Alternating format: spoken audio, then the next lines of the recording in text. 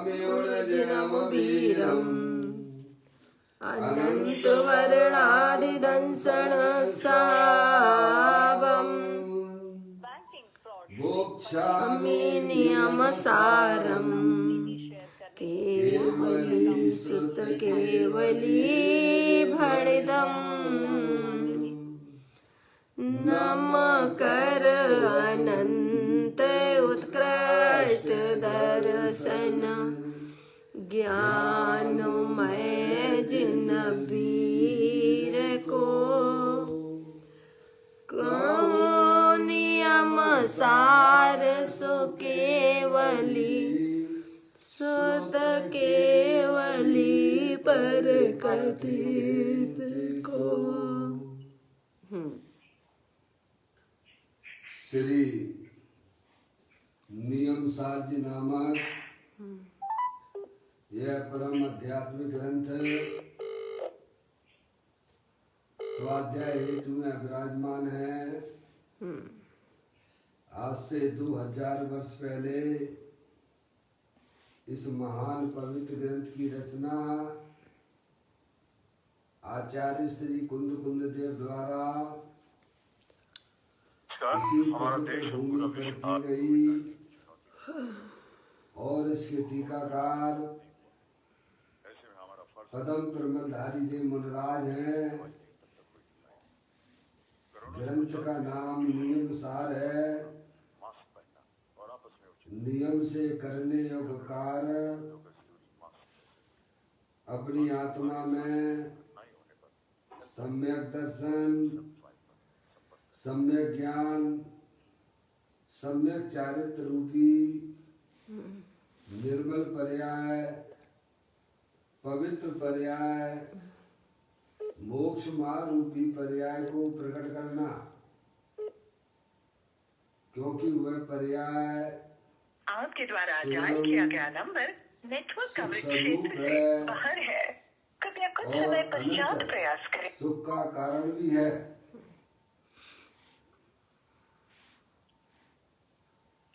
अनादि काल से हमारे आपके आत्मा में पर को अपना जानने वाली, पर को अपना मानने वाली, पर के साथ संबंध रखने वाली ऐसी मोराग देश रूपी अपवित्र पर्याय, मलिन पर्याय प्रकट है, जो स्वयं दुख स्वरूप है और अनंत दुख का कारण भी है। ऐसी मोराग देश रूपी मलिन पर्याय का अपनी आत्मा में से उस पर्याय का अभाव करना है और सम्यक दर्शन ज्ञान चारित्र रूपी निर्मल पर्याय, आप जिस व्यक्ति को कॉल कर रहे हैं वह उत्तर नहीं दे रहा है। कृपया प्रकट करना है। ऐसे कार्य की प्राप्ति जिनवाणी माता के माध्यम से अपने आत्मा के स्वरूप को पहचानना। अपनी जो आत्म वस्तु है वह परद्रव्य, परभाव और पर्याय से भी भिन्न अखंड ज्ञान ज्योति स्वरूप है। ऐसे गायक प्रभु परमात्मा का माँ जनवाणी माता के द्वारा परिचय करके तत्पश्चात शरीर रागादिक ये सब कर्मकृत वस्तुएं हैं।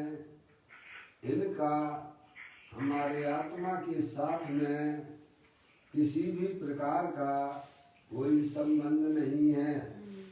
इस प्रकार सम्यक विज्ञान पूर्वक शरीर रागादि का लक्ष्य छोड़ के अंतरोन्मुखी उपयोग के द्वारा अपने गायक प्रभु परमात्मा में अपनापन स्थापित करना, उसी को निज रूप से जानना और उसमें ही अपनी वर्तमान पर्याय को मग्न कराना, उसे ही अरिहंत परमात्मा ने उसे धर्म कहा है।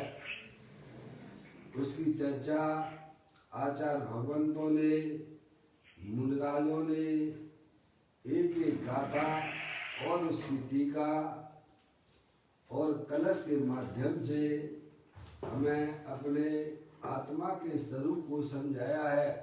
देखिएगा यहाँ पर श्री नियम सारी ग्रंथ चल रहा है, उसका 6वां अध्याय जिसका नाम है निश्चय प्रत्याख्यान अधिकार, जिसकी 97 नंबर की गाथा आचार्य कुनकुन देव ने जो लिखी है वह गाथा हमने आपने पढ़ी और उसकी गाथा को पुष्ट करने के लिए पद्म प्रबलधारी देव मुनिराज ने 4 कलश लिखे हैं, जिसके पहले कलश की चर्चा हम आप सब पढ़ चुके हैं।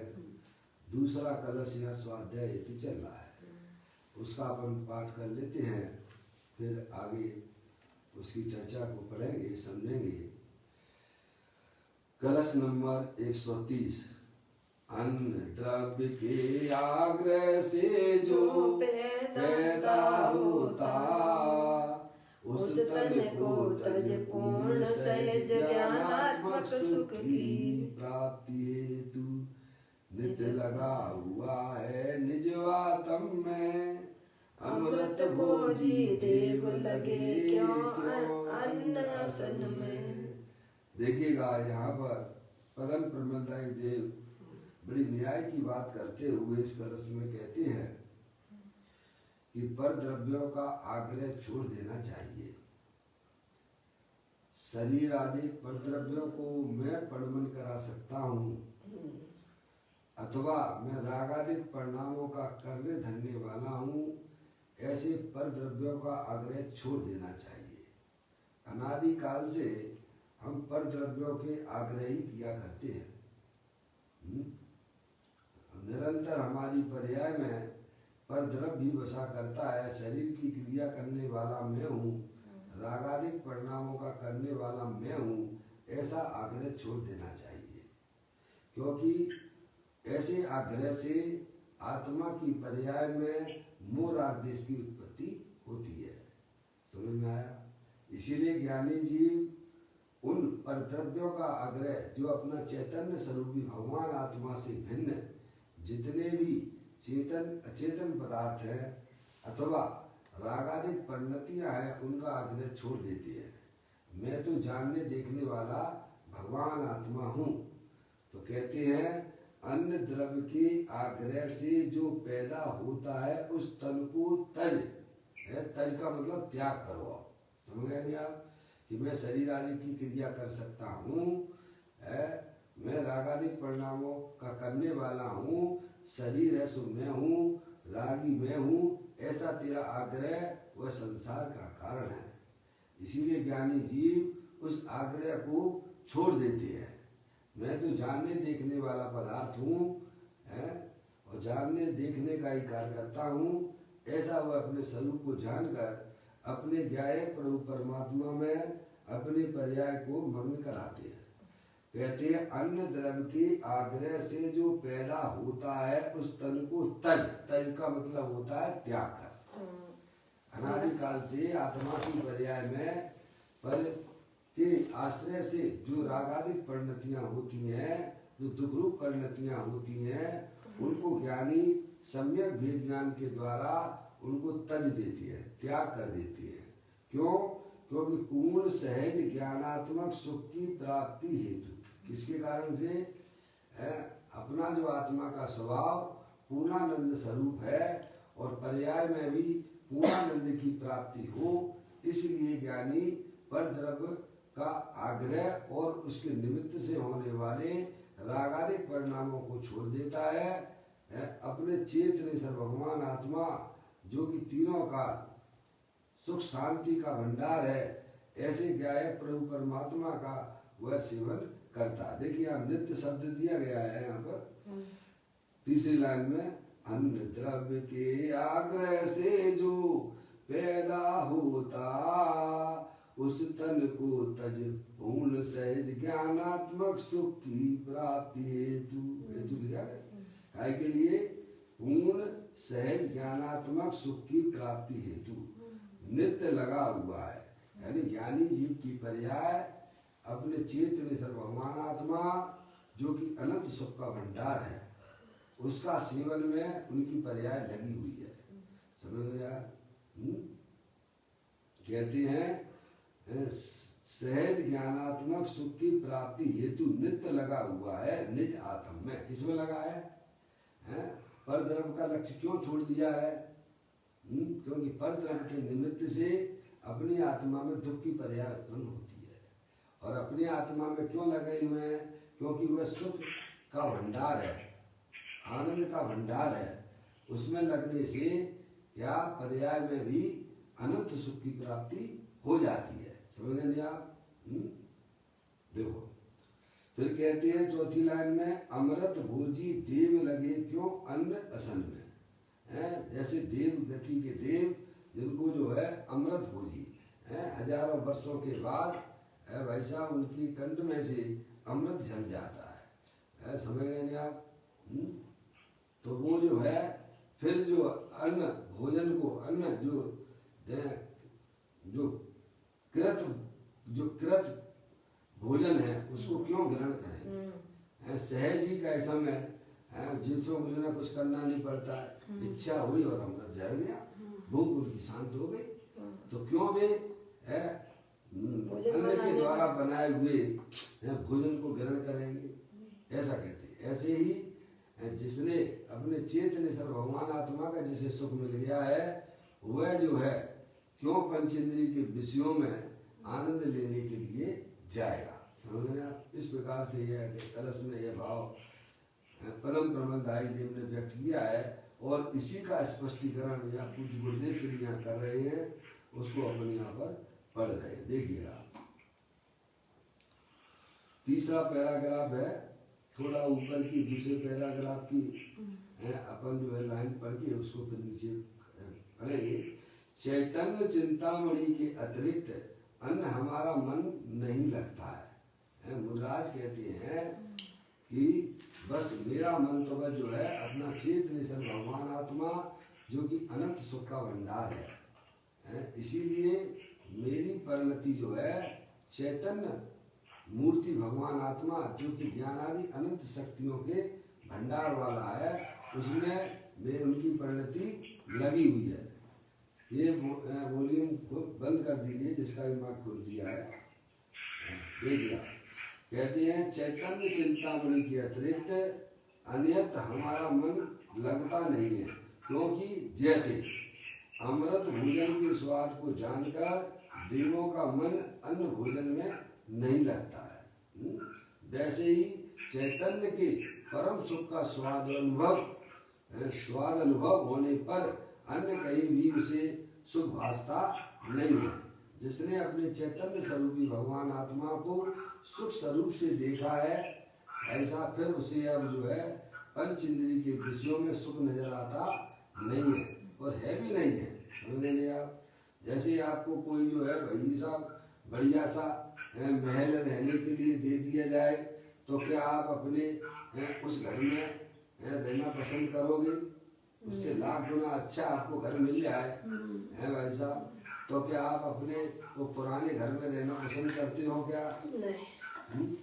बच्चे को अगर बढ़िया सा खिलौना दे दिया जावे तो क्या वह उस गंदे खिलौने से खेलना पसंद करेगा क्या? ये तो न्याय से बात है ना। इसी प्रकार से जिसने अपना स्वभाव ज्ञान आनंद स्वरूप चेतनेश्वर भगवान आत्मा जो कि सुख शांति का भंडार वाला है, ऐसे ही गायक परमात्मा का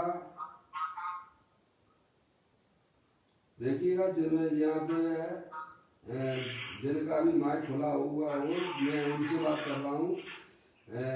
ज्योति मामी है, पप्पू है और संतोष बागलीवाल, जिन्होंने अगर तीनों में से किसी ने भी अपना माइक खोल लिया हो या उन्हें प्रतिध्वनि आती है, आवाज डिस्टर्ब हो जाती है, थोड़ा ध्यान दीजिएगा।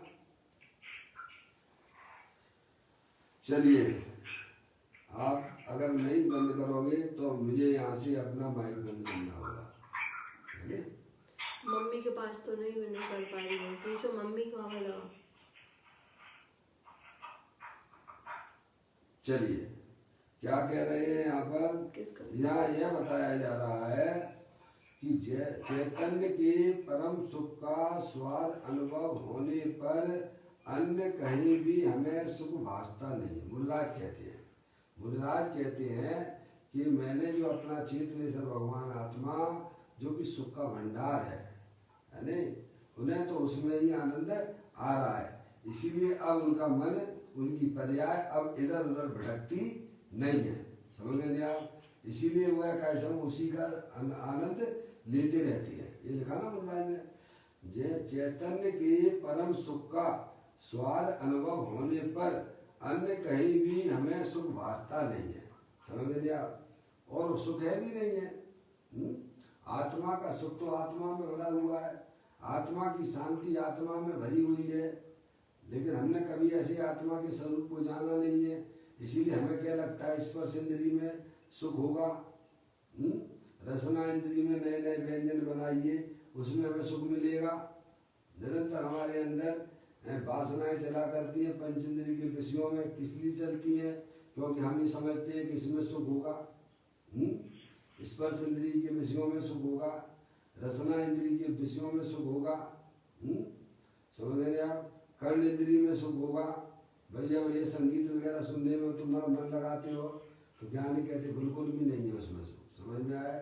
चक्षु इंद्री के विषयों में, मोबाइल आदि में हमारा मन लग जाता है, तो ज्ञानी कहते हैं तुम बहुत पराधीन हो रहे हो। क्या उसमें बिल्कुल भी सुख नहीं है? टीवी में लगे रहते हो, मोबाइल में लगे रहते हो, बराबर का समय उसको देखते रहते हो। काहे के लिए देखते हो भाई साहब? तो ज्ञानी कहते तो उसमें बिल्कुल भी सुख नहीं है। समझ में आया? ऐसे पंचेंद्रिय के विषयों में ज्ञानी समझ गए हैं कि भाई साहब अगर सुख स्वरूप की कोई वस्तु है तो वह मेरा चेतनेश्वर भगवान आत्मा है। हमें भी बुद्धिपूर्वक उन विषयों का अवलंबन आश्रय छोड़ देना चाहिए जिनका अनादिकाल से हमें अपने पर्याय में आग्रह है। इसलिए ज्ञानी ऐसा जानकर कि भाई साहब पंच इंद्रिय के विषयों में सुख नहीं है, सुख तो भाई साहब अरिहंत परमात्मा ने तो बताया ही है कि प्रत्येक आत्मा सुख शांति का भंडार है। हमें भी अपनी वर्तमान ज्ञान की पर्याय की कसौटी पे कसना चाहिए। समझ आया? तो वो आपको सुख की प्राप्ति हो जाएगी। लेकिन आप जब तक निर्णय नहीं करोगे तब तक तीन काल में भी हमारे और आपकी पर्याय में निराकुलता रूप सुख की प्राप्ति होने वाली नहीं है। मूलराजों ने निर्णय किया है तो उनकी पर्याय में निरंतर आनंद की धाराएं चलती हैं। हमें निर्णय नहीं है इसीलिए भटकते फिरते। समझ में आया? तो ज्ञानी यहाँ समझाते हैं, मूलराज ये कहते हैं कि चैतन्य के परम सुख का स्वाद अनुभव होने पर अन्य कहीं भी हमें सुख भासता नहीं है। समझ आप? अर्थात चैतन्य चिंतामणि के अलावा किसी दूसरी वस्तु में हमारा मन लगता नहीं है। एक बार जिसने अपने गायब प्रभु परमात्मा की शांति प्राप्त कर ली है पर्याय में, अब वह कभी भी पंच इंद्रिय के विषयों में अपने उपयोग को नहीं लगाएगा। समझ गए आप? देखिएगा अब इसी बात को यहाँ पर आगे अब अपन पढ़ते हैं।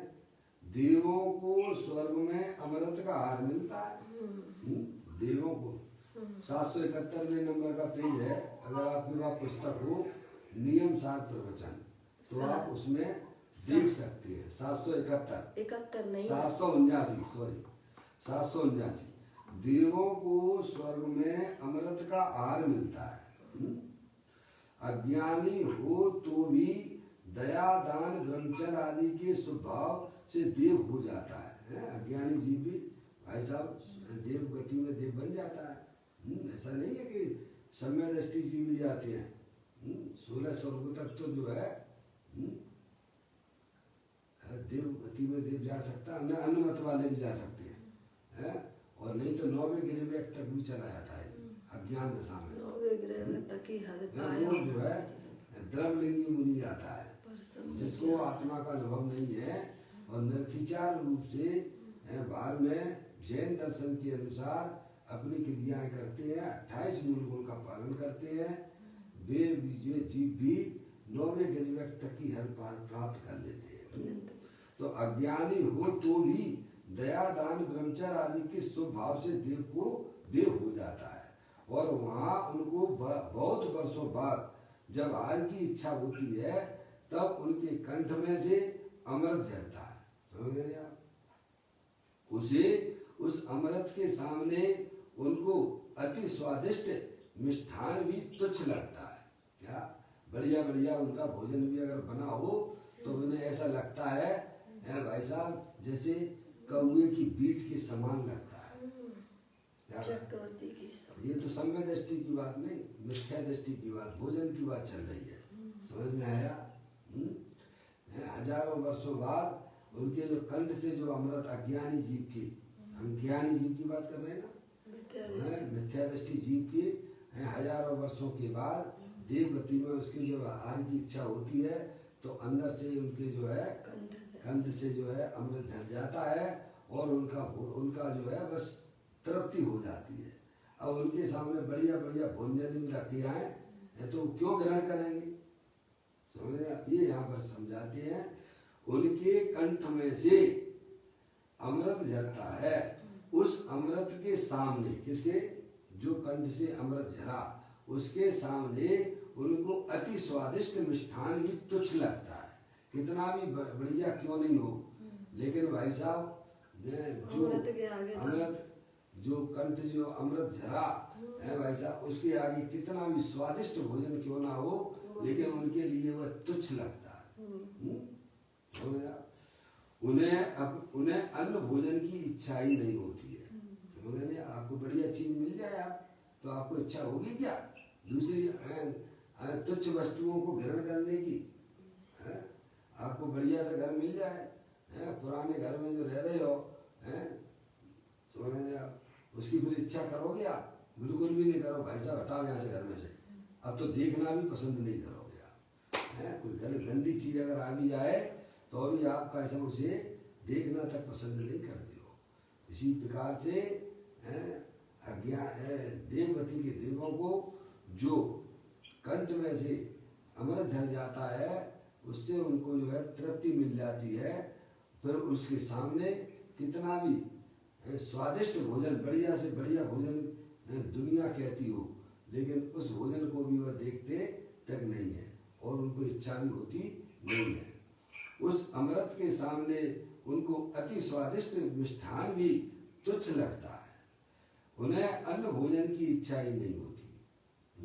उसी प्रकार अब ये तो दृष्टांत दिया था पदम प्रमदाय में, उसी प्रकार यहाँ ज्ञानी को सहज अमृत या उसी प्रकार यहाँ ज्ञानी को सहज अमृत के कुंड चैतन्य का अनुभव होने पर अन्य किसी पदार्थ में चित्त नहीं लगता। जिसने एक बार अपनी आत्मा को जान लिया है, जान ही लिया नहीं लिया है, अपने आत्मा का जो स्वाद लेता है भाई साहब, चैतन्य चिंतामणि सहज सुख का स्थान, ऐसे भगवान आत्मा को जो पर्याय भाई साहब उसका आश्रय लेती है, उसका आनंद लेती है, उसका स्वाद लेती है क्या है, तो उसे फिर अन्य पंचेंद्रिय के विषयों में सुख भाषित होता नहीं है। कहते हैं यहाँ ज्ञानी को सहज अमृत के कुंड चैतन्य का अनुभव होने पर अन्य किसी पदार्थ में चित्त नहीं लगता है। समझ लीजिए आप। अब उसका मन जो है भाई साहब चला भी जाए कमजोरी बस, समझे, पुरुषार्थ की कमी से ज्ञानी जीव का उपयोग भी बाहर जाता रहता है लेकिन उनका मन कभी भी उन पर पदार्थों में लगता ही नहीं है। जिसने एक बार अपना चेतनेश्वर भगवान आत्मा का अनुभव किया, उसका स्वाद लिया जिस पर्याय ने, अब वह पर्याय भाई साहब चाहे कहीं भी घूम फिर के आ जाए लेकिन भाई साहब उसका मन तो अपने चेतनेश्वर भगवान आत्मा में ही लगता है। ऐसा भगवान आत्मा अनादि अनंत क्या भाई साहब अकृत्रिम जिनबिंब है, उसकी चर्चा जो है आपको 9:30 बजे सुनने को मिलेगी। समझ में आया? समझ? चैतन्य स्वरूपी अमृत स्वरूप भगवान आत्मा अकृत्रिम है, ये रागादिक परिणतियां तो कृत्रिम है। ऐसा अकृत्रिम जिनबिंब है, ज्ञान आनंद की मूर्ति, अखंड ज्ञान ज्योति स्वरूप, जिस पर्याय ने ऐसी आत्मा का स्वाद लिया, अब उसे जो है बाहरी पर पदार्थों से कोई भी लेना देना नहीं रहता है। इसीलिए मुराद की पर्याय अब निरंतर अब उस चैतन्य स्वरूपी भगवान आत्मा में ही रमण करती है।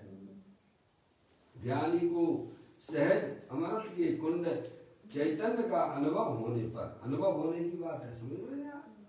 मैं चेतन वस्तु हूँ, ऐसा जो पर्याय में स्वीकृति हो जाती है भाई साहब, अब वह पर्याय जो निराकुलता का वेदन हुआ, जो शांति का वेदन हुआ, जिसने अंतर्मुखी होकर अपने ज्ञायक प्रभु परमात्मा का अनुभव किया, अब वह पर्याय कभी भी बैरमुख होने के लिए तैयार होती नहीं है। कहते हैं सहज अमृत के कुंड चैतन्य का अनुभव होने पर अन्य किसी पदार्थ में चित्त नहीं लगता। जिस स्वभाव से नवीन पुण्य बनता है, उस स्वभाव के वेदन की रुचि भी ज्ञानी को नहीं होती है। उसका चित्त तो सदा चैतन्य के स्वाद में ही लगा हुआ है। भाई साहब, अगर आपको 2 चीजें आपके सामने रख दी जाए, एक अमृत का कुंड हो और एक हलाल विष हो, है भाई साहब, एक विष है कड़वा होता है, नहीं विष जो होता है ना कड़वा होता है ना, हलाल विष जिसे जिभ्या पर रखना भी है भाई साहब, तुरंत व्यक्ति का मरण हो जाता है। हलाल विष, 2 चीजें आपके सामने रखी हुई हैं, एक तो अमृत का प्याला है और दूसरी तरफ विष का प्याला है भाई साहब। आप किसको स्वीकार करेंगे, किसका सेवन पसंद करेंगे? अमृत के प्याले जो करवाट से भरा हुआ है, ऐसा विष का प्याला समझदार लोग तो ग्रहण करते नहीं है। जो अमृत का पिंड, अमृत आनंद वाला है प्याला जो है ना, ऐसा अपना चेतन भगवान आत्मा जो कि अमृत का प्याला है, अमृत से बना हुआ है। तो रागादि परिणतियां जो हैं वे विषरूप हैं, बैरमुखी तत्व हैं, समझ गए आप? ज्ञानी कभी भी उनका सेवन करना नहीं चाहता है, समझ गए आप? तो यहाँ यही कहते हैं कि जिस स्वभाव से नवीन पुण्य बनता है, नया कर्म बनता है स्वभाव से, समझ गए? शुभ अशुभ परिणाम ज्ञानी की पर्याय में भूमि का अनुसार हुआ करते हैं, लेकिन उस स्वभाव से नवीन बंध बनता है, उस स्वभाव के वेदन की रुचि भी ज्ञानी को नहीं होती है। इसी नियम सार जी में आपका 57 नंबर का एक कलश है, उसमें परम ब्रह्मधारी देव कहते हैं कि जो है विष वृक्ष में काय के फल लगेंगे, विष के लगेंगे है भाई साहब। जो विष का वृक्ष होता है उसमें कौन से फल लगेंगे? अमृत के फल लगेंगे कि विष के फल लगेंगे? मौसी, विष के फल लगेंगे, समझ गए ना? उन विष के फल को खाने से भाई साहब जीव की मृत्यु को प्राप्त हो जाता है। ऐसे ही ये स्वभाव जो है स्वयं विष स्वरूप है, और उसमें जो है आपकी तो बात क्या करना, जिनका मन 24 घंटा पंचेंद्रिय के विषयों में लगा रहता है, वे हलाहल भाई साहब पाप दुखी रहते हैं, समझ गए? विष का सेवन करते हैं वे,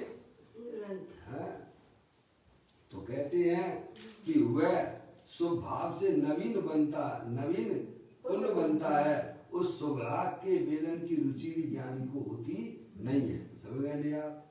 बढ़िया, चाहे कितना बढ़िया संयोग में है, कितने भी चक्रवर्ती की संपदा है, इंद्र सरी के भोग, काक बीट सम गिनत है, समय दृष्टि लोग है। जी एक बार जिसने अपनी पर्याय में समय दर्शन प्राप्त कर लिया है, उसको नियम से है भाई साहब पुण्य बनने लग जाता है, उत्कृष्ट जाति का पुण्य बनता है, और उसके फल में उसे है बाद में और शरीर आदि जो है भाई साहब बढ़िया शरीर भी मिलता है, और बाद में संयोग भी बहुत अच्छे अच्छे मिलते हैं। देखो एक बार जो है महावीर भगवान को त्रियंच गति में सम्यक दर्शन की प्राप्ति हुई।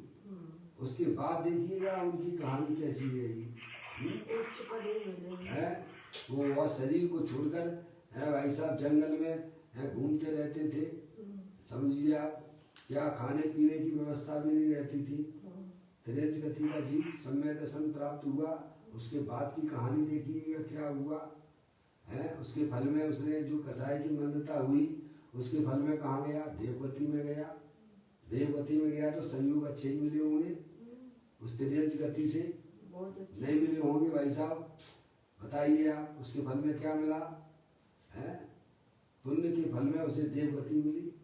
और फिर वहीं से का समय दृष्टि जीव है, आत्मा की साधना आराधना में निरंतर तत्पर है।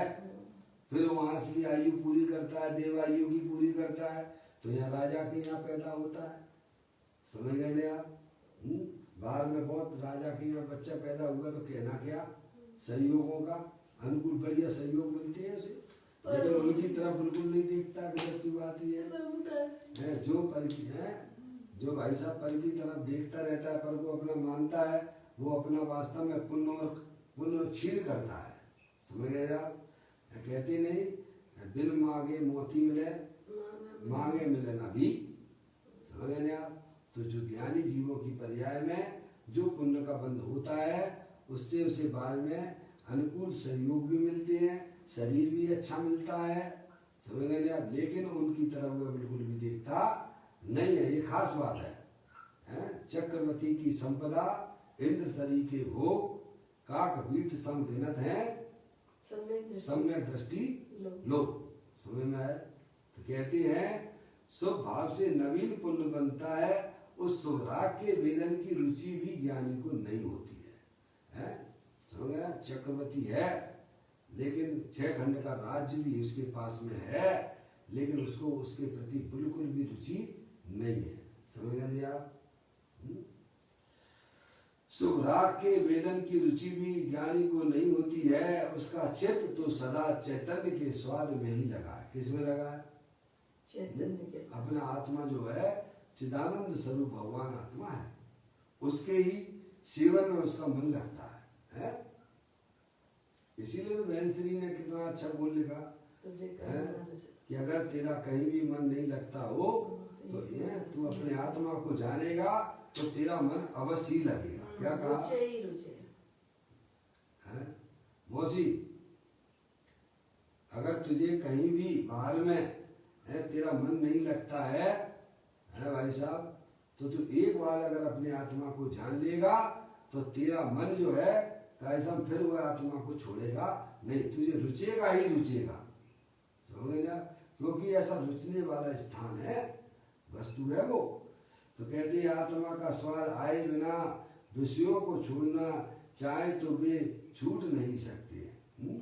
समझ गए आप कितने बड़े त्यागी भी बन चुके थे, अनंत बार बन चुके हो भाई साहब। मुनि वृद्धार अनंत बार गिरह उपजायो, पैर आत्म ज्ञान बिना सुख लेस न पायो। तो आत्मा का स्वाद आए बिना विषयों को छोड़ना चाहे तो वे छूट नहीं सकते हैं भाई साहब। भले आप त्यागी हो जाओ, घर छोड़ के आश्रम में रहने लग जाओ, मुनि भी हो जाओ, लेकिन आत्मा की जानकारी के बिना, आत्मा के अनुभव के बिना वे तुम्हारे विषय छूटे नहीं कहलाएंगे। मन में से तो उसे उतारो। मन से जब उतरते हैं, जब जो है आपके पास में सम्यक वेद ज्ञान रूपी पर्याय की उत्पत्ति हो, तो आत्मा के स्वाद के बिना बाहर में कोई भी जीव कितना भी त्यागी दिखाई देता हो, वह त्यागी हो ही नहीं सकता है। समझ गए आप? तो कहते हैं आत्मा का स्वाद आए बिना विषयों को छोड़ना चाहे तो वे छूट नहीं सकते हैं। आत्मा के सहज आनंद का भान होने पर विषयों में सुख बुद्धि नियम से छूट जाती है। क्या भाई साहब? जिसे अपनी आत्मा का आनंद आ गया है, अब उसकी परिणति में नियम से वह पंच इंद्रिय के विषय भाई साहब छूट गए हैं। पहले श्रद्धा की अपेक्षा से छूटते हैं, फिर वह आत्मा की साधना आराधना करता हुआ जी भाई साहब चारित्र में भी उन विषयों का अवलंबन छूट जाता है। कहते हैं आत्मा का स्वाद आए बिना विषयों का छोड़ना चाहे तो वे छूट नहीं सकते हैं। आत्मा के सहज आनंद का भान होने पर, भान होने का मतलब कि मैं चैतन्य वस्तु हूँ, मैं मनुष्य नहीं हूँ, मैं स्त्री नहीं हूँ, मैं ये जड़ शरीर वाला नहीं हूँ, मैं चैतन्य शरीरी हूँ। समझ में आया? इसका मतलब होता है भान। भान का मतलब धारणा ज्ञान नहीं लेना। भान का मतलब है कि अपने आप को आत्मा जानना, अपने आप को आत्मा मानना, उसी को कहते हैं भान। समझ गया? कोई है शास्त्र के द्वारा धारणा ज्ञान कर लेना, वह वास्तव में आत्मा का भान नहीं होता है। तो कहते हैं आत्मा के सहज आनंद का भान होने पर कि मेरा भगवान आत्मा ही वास्तव में सुख शांति का भंडार है, ऐसी जिसकी पर्याय में आनंद की प्राप्ति हुई है। तो कहते हैं आत्मा के सहज आनंद का भान होने पर विषयों में यानी पंच इंद्रिय के विषयों में, स्पर्श इंद्रिय का विषय, रसना इंद्रिय का विषय, समझ गया, चक्षु इंद्रिय का विषय है, वह छूट नहीं सकता है। कहते हैं कि भान होने पर विषयों में सुख बुद्धि नियम से छूट जाती है। समझ, अस्थि से बात की है, ये छोड़ो ये छोड़ो ये छोड़ो ये छोड़ो। नास्तिक की बात है तो धर्म के नाम पे अपन ने बहुत सुनी है। क्या नास्तिक के अनुसार भाई साहब अभक्ष मत खाना, तो क्या खाना भाई साहब, तुम तो ये खाओ, बाकी के सबकी छुट्टी। समझ लिया? क्रोध मत करो, मान मत करो, माया मत करो, लोभ मत करो, तो फिर करें क्या है भाई साहब? खाना ये मत खाओ, वो मत खाओ, ये सब नास्तिक फर्क है। वे कहते हैं कि तुम अस्थि से बात करो। समझ लिया? तुम चेतनेश्वर भगवान आत्मा हो। ये जो है पंच इंद्रिय के विषय अपने आप छूट जाते हैं। आप अपने आत्मा को तो पहचानिए। आप हैं पापा, पापा आत्मा के सहज आनंद का भान होने पर, भान होने का मतलब कि मैं चेतनेश्वर वस्तु हूँ, मैं आत्मा हूँ, इस शरीर में नहीं हूँ, ऐसा जिस जीव को भान होता है, होने पर विषयों में सुख बुद्धि नियम से छूट जाती है। क्या नियम से छूट जाती है कि पंच इंद्रिय के विषयों में सुख हमारा बिल्कुल भी नहीं है। वे स्वयं जड़ स्वरूप हैं, वे तुम्हें सुख कैसे देंगे? इस लड़की चाहती है कि लड़का सुख देगा, और लड़का चाहता है लड़की सुख देगी। क्यों भाई साहब, शादी काहे के लिए करते हो आप? क्यों पापा? काहे के लिए करते हो? सुख प्राप्त करने के लिए करते हो। जो स्वयं दुखी हो रहे हैं वे तुम्हें सुख कहाँ से दे देंगे? एक दूसरे से सुख की कल्पना करते हैं और कैसे हम दोनों दुखी बने रहते हैं और दुख को और मोल ले लेते हैं। पूरा जीवन कल्पना है, दोनों ही दुखी है। दुखी जीव कैसे तुम्हें सुखी कर सकता है? बोलो कैसे? तो डबल दुख हो गया ना। एक तो पहले से दुखी था है, और एक दूसरे से दुख वाले से और तुमने संबंध जोड़ लिया। वो बेचारा पहले से दुखी था है, तो डबल दुख हो गया उसको। हो गया कि नहीं हो गया? और बच्चे अच्छे हो गए तो फिर और क्या कहना दुखों का। समझ में आया? तो कहते हैं कि सुख भाई साहब उन्हें ज्ञान होना चाहिए कि तुम स्त्री नहीं हो, तुम लड़के नहीं हो, लड़की नहीं हो, तुम शरीर वाले नहीं हो, तुम तो चेतनेश्वर भगवान आत्मा हो, सुख शांति के भंडार वाले हो। क्यों अपने आप को स्त्री देखते हो? क्यों अपने आप को मनुष्य देखते हो? समस्त अविद्याओं का मूल तो भाई साहब अपने आप को शरीर रूप से देखना है, जो कि आप हो नहीं हो। आप तो चेतनेश्वर वस्तु हो। तो कहते हैं आत्मा के सहज आनंद का भान होने पर है भाई साहब, विषयों में सुख बुद्धि नियम से छूट जाती है। जो हमारी प्रवृत्तियां बाहर की तरफ भागा करती हैं, वह अज्ञानता की निशानी है। काय के लिए जाती है कि भाई साहब इसमें सुख मिलेगा, यानी कहते उसमें सुख है कहाँ तुम्हारा? तुम तो स्वयं सुख स्वरूप भगवान आत्मा हो। पूजा में तो आप बोलते ही हो, भव वन में जीवर घूम चुका, कर कण को जीवर भर देखा, मृग सब मृग तृष्णा के पीछे, मुझको न मिली सुखी। मिल जाती ना भाई साहब अनादि काल से। बैर मुक्ता से अगर सुख होता, बैर मुक्ता में अगर हमारा सुख होता, तो भाई साहब आज तक आपको मिला क्यों नहीं? कब से हो पापा? समझ, अनादि से हो। हैं? पर की तरफ लगने से क्या हमें सुख मिला आज तक? मिलने की कोई संभावना दिखती है? कहते बिल्कुल भी नहीं, वहाँ व्यवस्था ही नहीं है। ज्ञानी कहते हैं एक बार तुम अपने आत्मा के स्वरूप को पहचान लीजिएगा तो आपको सब समझ में आ जाएगा, दूध का दूध और पानी का पानी। क्या भाई साहब, अगर आपने अपने आत्मा के स्वरूप को समझ लिया तो आपको सब समझ में आ जाएगा। जो आत्मा को नहीं समझता वो किसी को नहीं समझता है। आत्मा के सहज आनंद का भान होने पर विषयों में सुख बुद्धि नियम से छूट जाती, गारंटी से छूट जाती है। रहती ही नहीं है कि भाई साहब मुझे स्पर्श इंद्री से सुख मिल जाएगा, रसना इंद्री से सुख मिल जाएगा, टीवी में देखते देखते हम सुखी हो जाएंगे। बोलिएगा, कर्ण इंद्री के विषयों में सुख मिल जाएगा। ऐसी सुख बुद्धि है भाई साहब नियम से ज्ञानी जीवों की छूट जाती है, क्योंकि उन्होंने अपने गायक प्रभु परमात्मा को सुख स्वरूप आनंद स्वरूप वस्तु का अवलंबन लिया हुआ है, आश्रय लिया हुआ है और उसका निरंतर वह स्वाद भी लेते रहते हैं। तो कहते हैं आत्मा के सहज आनंद का भान होने पर विषयों में सुख बुद्धि नियम से छूट जाती है, रहती ही नहीं है। जहाँ चैतन्य के सहज आनंद का स्वाद आया वह विषयों की इच्छा नहीं होती है। काय से दुखी हो भाई साहब? इच्छाओं से दुखी हो। पंच इंद्रिय के विषयों की इच्छा से यह जीव निरंतर भाव मरण कर रहा है। क्या कर रहा है?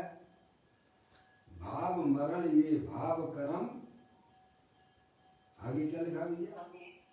सदियों से करता है। पंच इंद्रिय के विषयों में जो नाना प्रकार की जो इच्छाएं हमारे अंदर में उठा करती हैं वह हमारे लिए दुख का कारण है। ज्ञान होने पर उन इच्छाओं पर मौसी जो है ब्रेक लग जाता है। क्या हो जाता है? ब्रेक लग गया, बिल्कुल ब्रेक लग जाता है। क्या समझ गया? और जहाँ इच्छाओं पर ब्रेक लग गया वह समझ लेना चाहिए कि अब वह जीव जन्म मरण नहीं करेगा। समझ गया? अब वो जीव का जन्म मरण टल गया है, अब वह मोक्ष की तैयारी में लग गया है। समझ गया? तो कहते हैं चैतन्य के सहज आनंद का स्वाद आया, वहाँ विषयों की यानी पंच इंद्रिय के विषयों की इच्छा नहीं होती है। समझ गया? ये है इंद्रियों को जीतने का उपाय, अपने गायक प्रभु परमात्मा को पहचानना। अगर इच्छाओं को जीतना है तो अपने गायक प्रभु परमात्मा को पहचानो, जो कि तीनों काल इच्छा रहित है, वीतराग स्वरूप है, ज्ञान आनंद की मूर्ति है। उसका सेवन करो भाई साहब, उसे पहचानो और उसका सेवन करो। और टीकाकार कहते हैं हमारा मन तो, टीकाकार यानी पदम प्रमलधारी देव मनराज कहते हैं हमारा मन तो सुख निधान चैतन्य स्वरूपी आत्मा में ही लगा है। कहाँ लगी है उनकी पर्याय? पर्याय उनके पास में भी है, पर्याय हमारे पास में भी है, द्रव्य उनके पास में भी है, द्रव्य मेरे पास में भी है कि नहीं? पर्याय के बिना कोई द्रव्य नहीं होता, द्रव्य पर्याय के बिना नहीं होता है। लेकिन ज्ञानियों की पर्याय कहाँ लगी होती है?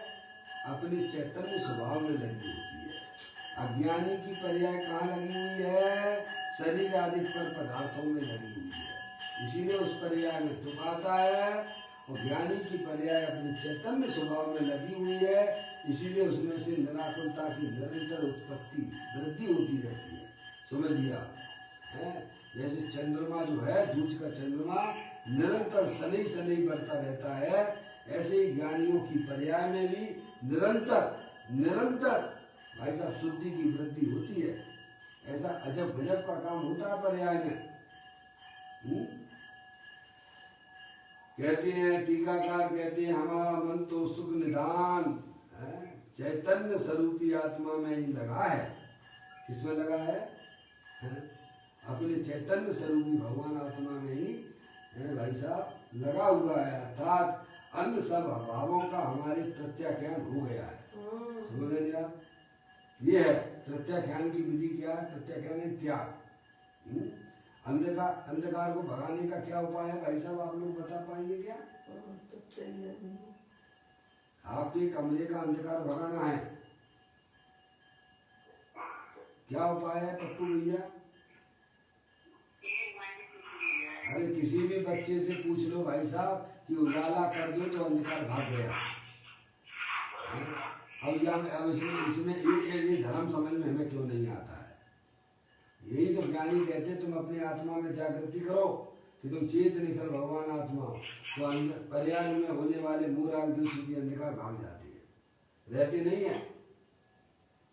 अनादिकाल से बने हुए पर्याय में अंधकार रहा हो है भाई साहब, लेकिन एक बार जब आपको अपने आत्मा में चेतन जागृति आ गई फिर वह अंधकार आपकी पर्याय में मूराग जिसका रह नहीं सकता, गारंटी से नहीं रह सकता है। समझिए, उसको अनंत परमात्मा ने धर्म कहा है आत्म जागृति। आत्मा जागा और कर्म भागे है। घर में चोर कब तक रह सकता है? जब तक मालिक सो रहा है। जब तक मालिक सो रहा है तब तक चोर घर में रहते हैं, और जैसे ही मालिक जाग गया चोर भाई साहब रफू दफा हो जाते हैं। समझ रहे आप? ऐसे ही अपनी आत्मा में तुम चैतन्य मालिक हो भाई साहब। आपको प्रकृति की तरफ से गिफ्ट मिली है, सौगात मिली है। अगर कोई समझदार व्यक्ति कोई है, प्रकृति ने आपको जो है ज्ञानेश्वर रूप से गिफ्ट रूप में दिया है। बाकी के 5 द्रव्य तो सूरदास है। क्या? पुद्गल द्रव्य है, धर्म द्रव्य है, अधर्म द्रव्य है, आकाश द्रव्य है, काल द्रव्य है, वे सब सूरदास है। उन्हें खुद भी नहीं पता है कि मैं पुद्गल द्रव्य हूं। आप चेतनेश्वर भगवान आत्मा हो, आप ही समझदार व्यक्ति हो और आप ही बेवकूफ बन रहे। गजब हो रहा है। ऐसे जब आत्मा में जागृति आ जाती है पर्याय में, तब वह आत्मा फिर पर द्रव्यों से सारे नाते उसके टूट जाते हैं। समझ गए? तोड़ना नहीं पड़ते हैं। आपने अपने आत्मा के साथ संबंध जब बना लिया, वह सबसे संबंध आपके टूट ही गए। समझ गए आप? जब तक पर से संबंध बनाने की वृत्ति आपके परिणामों में चल रही है, तब तक आपके आत्मा से जो है दूरियां बनी हुई हैं। समझ गए आप? एक बार अपने आत्मा को पहचानो भाई साहब, अपना चेतनेश्वर भगवान आत्मा जो कि तीनों काल ज्ञान आनंद की मूर्ति है। ऐसा ज्ञानियों ने सम्यक वेद ज्ञान के द्वारा अपने ज्ञायक प्रभु को पहचाना है और उसका ही वह निरंतर आस्वाद लिया करते हैं। कहते हैं टीकाकार कहते हैं हमारा मन तो सुख निधान चैतन्य स्वरूपी आत्मा में ही लगा है। अर्थात अन्य सब भावों का हमारे प्रत्याख्यान हो गया है, त्याग हो गया है। जैसे देवों को अमृत का भोजन मिलने पर अन्न, दूध पाक, हलवा आदि के भोजन सहज ही छूट गए होते हैं। इन कीर्तनों में क्या रखा भाई साहब? जिसे भाई साहब सहज में अमृत का बिना बनाए जिसे मिल रहा है, वो क्यों कृत किए हुए इन पदार्थों को ग्रहण करेगा? ऐसे ही जिसको जो है सहज आनंद पर्याय में मिल रहा है अपने ज्ञायक प्रभु परमात्मा का, वो क्यों कृत्रिम जो है भाई साहब ये रोटियां, हलवा, पूड़ियां सेवन करेगा क्या? क्या स्पर्श इंद्रिय के विषयों के पीछे भागेगा क्या वो?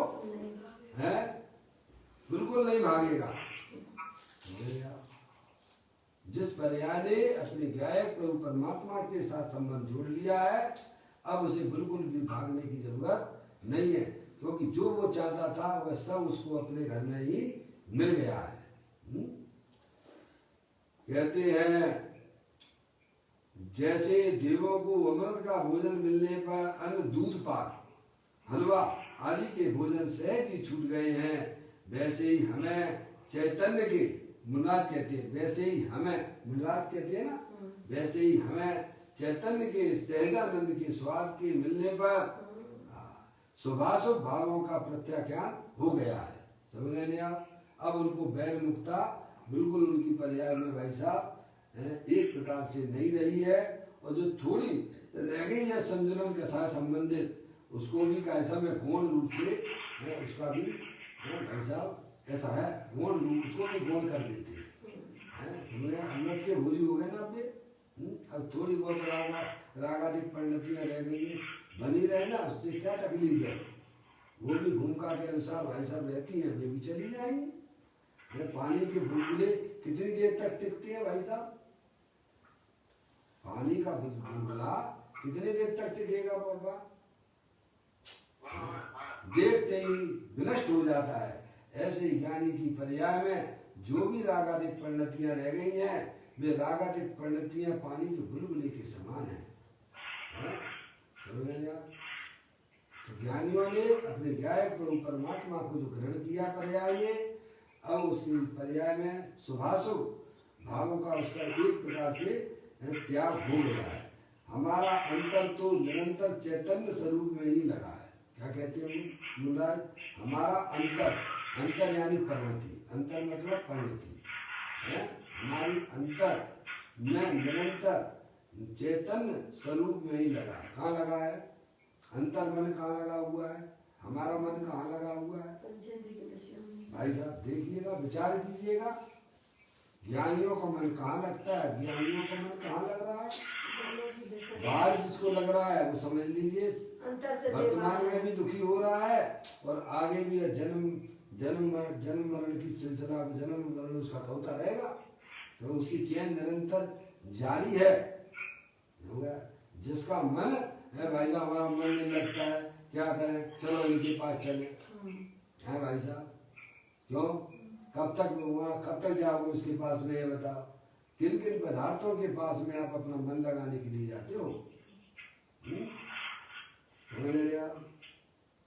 मैं तो समझता हूँ जिस समय भी आप उन पदार्थों के पास जाते हो, उस समय भी आप महादुखी हो, वहां भी आपको मन लग नहीं रहा है। वो तो आपने ऐसी व्यवस्था एडजस्ट करके आप काम कर रहे हो, वहां भी आपका मन अंदर से देखा जाए तो आप बहुत दुखी हो। आप मान लेते हो कि उन विषयों को ग्रहण करने से भाई साहब, पर पदार्थों को मन में बसा लेने से, उन कषायों के अनुसार आपकी व्यवस्था जम गई आती है, तो आपको लगता है कि हम जो सुखी हो गए हैं, वह आप उतने ही पराधीन हो रहे हो। समझ आप?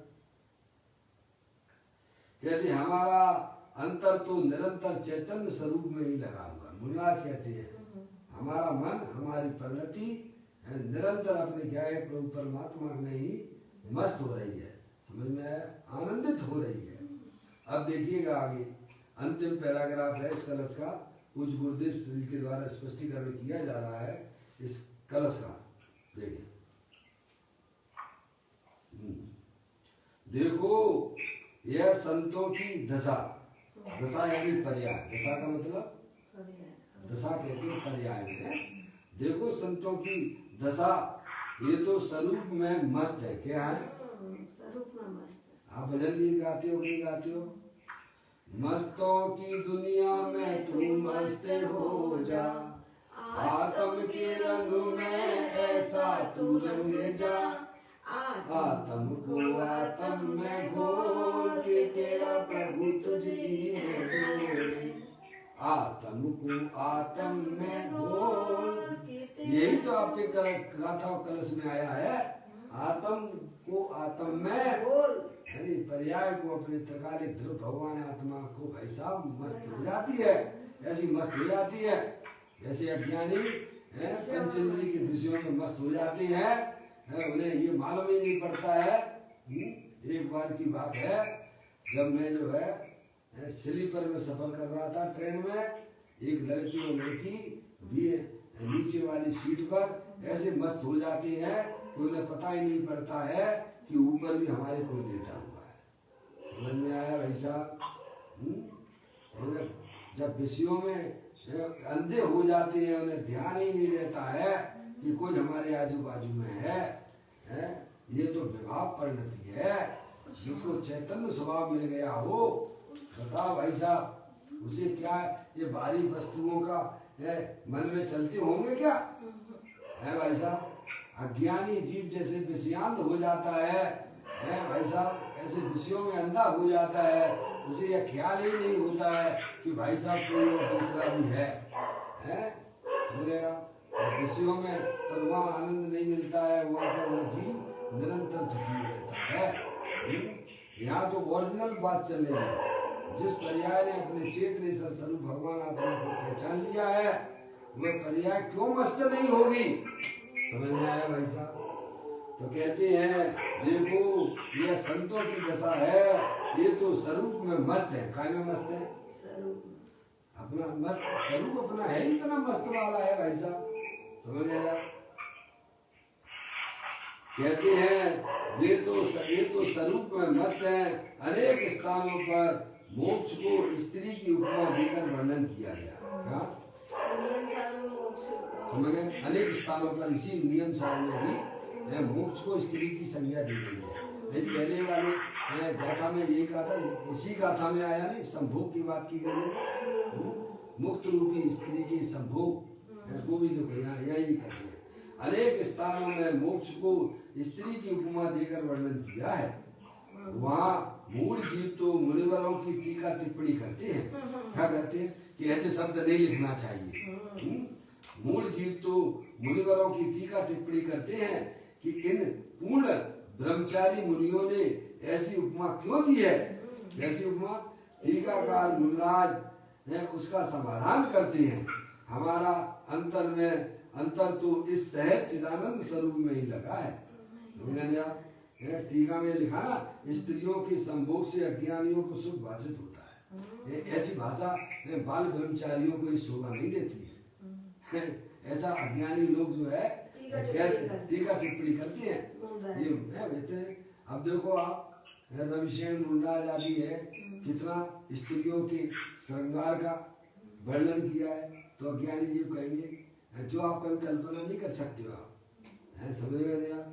तो बाल ब्रह्मचारी है और फिर भी देखिए कैसा में ऐसी स्त्री की उसके उनके जो है कैसा में उसका वर्णन करते हैं। आप लेकिन अज्ञानी लोग ऐसे होते हैं कि साहब बाल ब्रह्मचारियों को ऐसी बातें नहीं करना चाहिए, नहीं लिखना चाहिए। भाई साहब आप ये क्यों नहीं सोचते हो? ये भाई साहब समझाने के लिए कहा गया है, लेकिन उनके अंदर बिल्कुल भी कसाई की परिणति जागृत नहीं होती है। समझ गए आप? तो चित्र देख लो तो आपका मन जो है कैसा में विकार रूप परिणमन कर जाता है। ज्ञानी विकार की भी बातें करें तो भी उनकी पर्याय में विकार की उत्पत्ति होती नहीं। इसको क्यों नहीं देखते हो आप? वो तो भाई साहब आपको दृष्टांत के द्वारा वस्तु को समझाने की बात करते हैं। जिस प्रकार से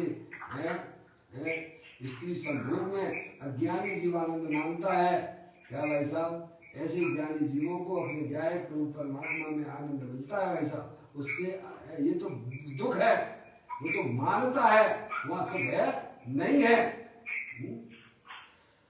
कहते हैं टिप्पणी करते हैं कि इन पूर्ण ब्रह्मचारी मुनियों ने ऐसी उसको उपमा क्यों दी? टीकाकार मुंडाज उसका समाधान करते हैं कि हमारा अंतर तो इस सहज चिदानंद स्वरूप में ही लगा है। स्त्रियों की संभोग में अज्ञानियों को सुख भाषित होता है। क्या वह तो तुच्छ और मिथ्या है। क्या है? तुच्छ और मिथ्या है, ये झूठा है, क्योंकि वहां पर आत्मा का आनंद है ही नहीं है। समझिए ना, वह तुच्छ भी है और भाई साहब मिथ्या है, झूठी मान्यता है। ऐसा बताने के लिए और मोक्ष की तरफ उन्मुख करने के लिए ऐसा कहा है। क्या है? क्यों कहा गया, क्यों बताया? आप दृष्टांत को दृष्टांत रूप में कैसे समझाएं? सिद्धांत को समझाने के लिए। जिसने कभी भी भाई साहब शेर नहीं देखा है तो उसी तो बिलोटा के माध्यम से ही समझाती है ना। समझ गए नहीं आप? ऐसे ही हमें भाई साहब पंचेंद्रिय के विषयों में सुख लगता है तो ज्ञानी कहते हैं जो तुम स्पर्श इंद्रिय में सुख की कल्पना करते हो भाई साहब वह तुम्हारा सुख तुच्छ भी है और वह भाई साहब मिथ्या मानता है, क्योंकि पर पदार्थ में तुम्हारा सुख है ही नहीं है। तो दृष्टांत को दृष्टांत रूप में समझो ना भाई। ऐसा बताने के लिए और मोक्ष की तरफ उन्मुख कराने के लिए ऐसा कहा है। क्या भाई साहब? अपने मोक्ष में अनंत आनंद, अनंत सुख, अनंत वीर की पर्याय मिलती है भाई साहब। जो अपने ज्ञाय प्रभु परमात्मा की तरफ जो पर्याय बढ़ती है उसको अल्पकाल में केवल ज्ञान और मोक्ष की पर्याय सुख की प्राप्ति होती है।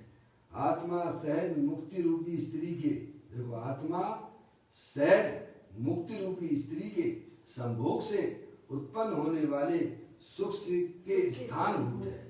ऐसा अपना भगवान आत्मा तीनों काल सुख स्वरूप है, आनंद स्वरूप है। पर्याय को समझाते हैं, तू यहाँ जाना भाई साहब, पंचेंद्रिय के विषयों की तरफ क्यों भागती है?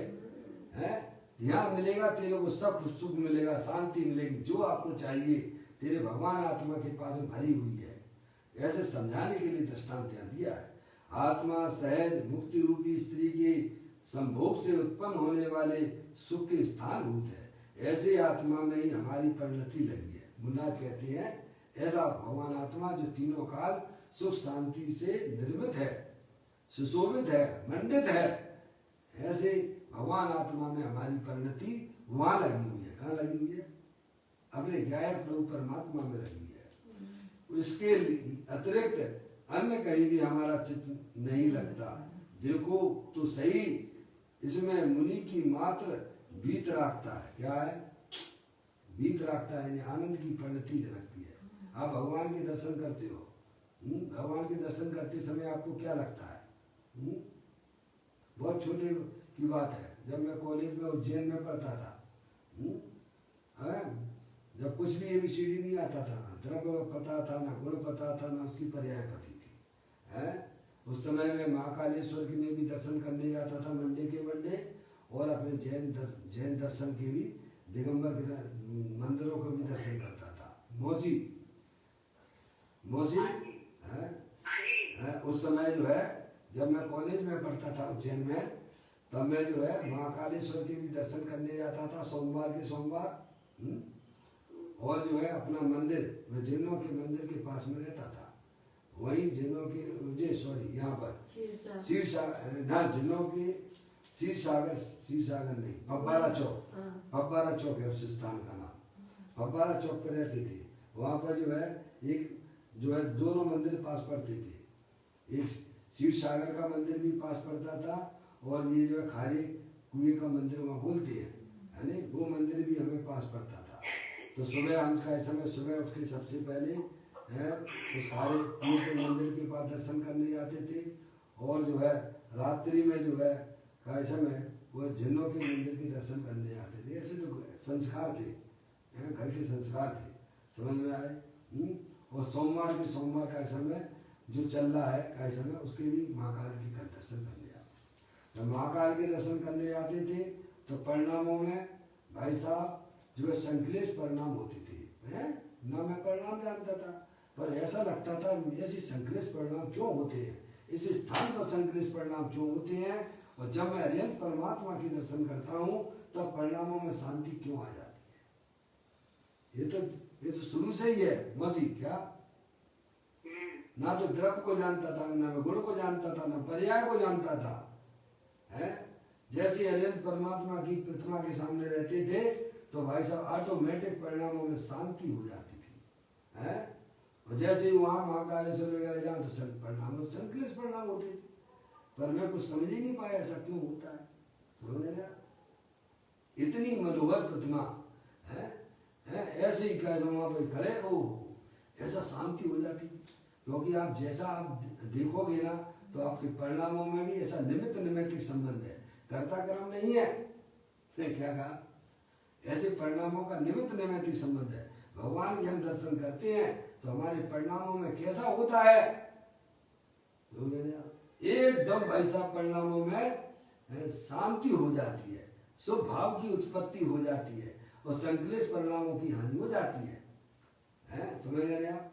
और यहाँ तो भाई साहब जीते जागते भाई साहब चेतने सर भगवान आत्मा, वे तो जड़ है, और ये चेतने सर साक्षात अपने भगवान आत्मा के दर्शन करो तो तो अन्य काम हो है जाएगा। बताइए आप। तो शांति प्राप्त नहीं होगी क्या?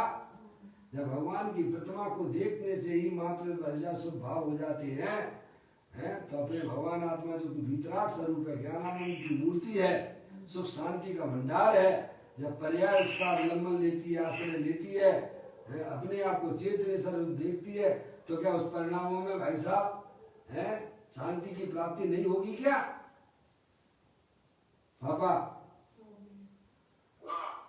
भगवान की प्रतिमा देख के आपको कैसा परिणामों में होता बताइए आप? मिलती है, वो शुभ भाव की शांति है। समझ में आया? और अपना चेतने से भगवान आत्मा, भगवान ने ये बताया कि तेरा भगवान आत्मा पूर्ण वितराग स्वरूप है तो उसको देखेगा तो शांति नहीं होगी क्या? है बोलिए आप। भगवान की प्रतिमा देख के परिणामों में शांति हो जाती है।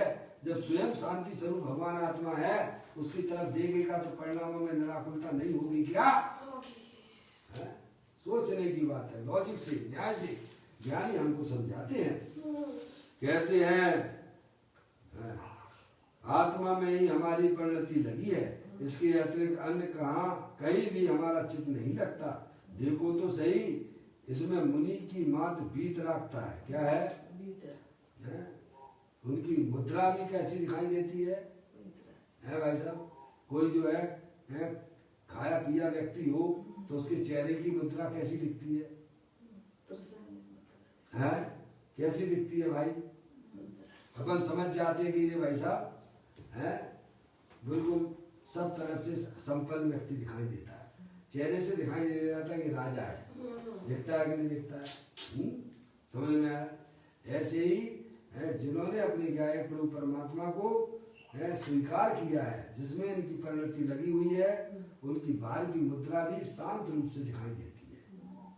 जैसे भगवान की प्रतिमा शांत रूप से दिखाई देती है, ऐसे ही ज्ञानी जीवों की, मुनिराजों की भी मात्र बीत रखता है। क्या है? वहाँ पर राग द्वेष की कोई भी अस्तित्व वहाँ पर उनका है नहीं। ऐसे आनंद वाले होते हैं मुनिराज। देखिए आप पूरा करता हूँ।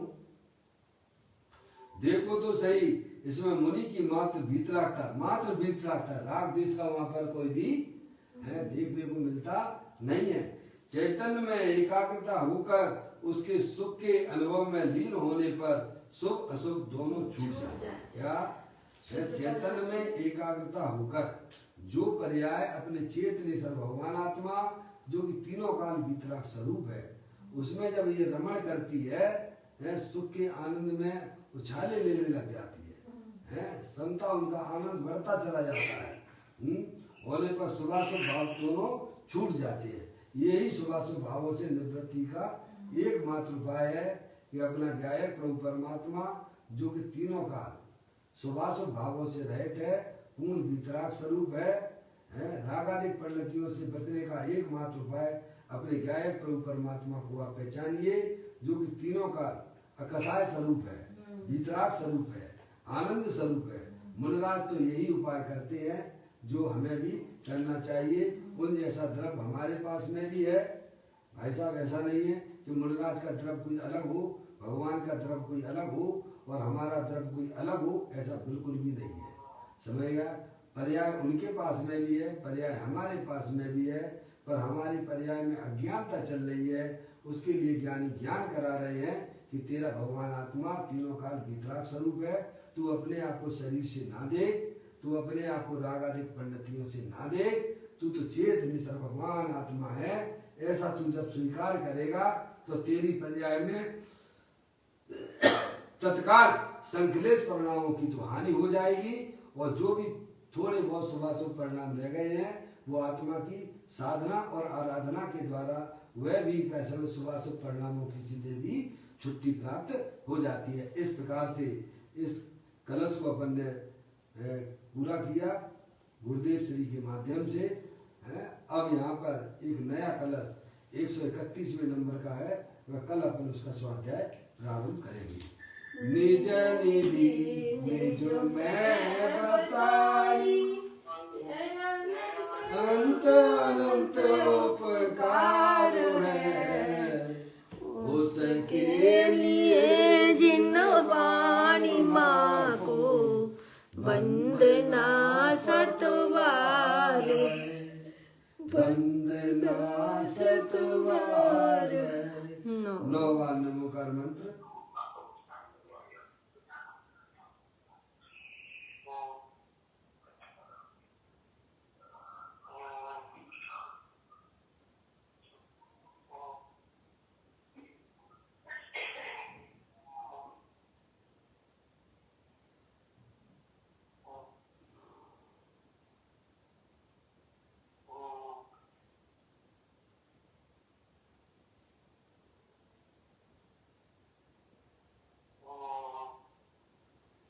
बोलो द्वादशांग जनमाणी माता की जय।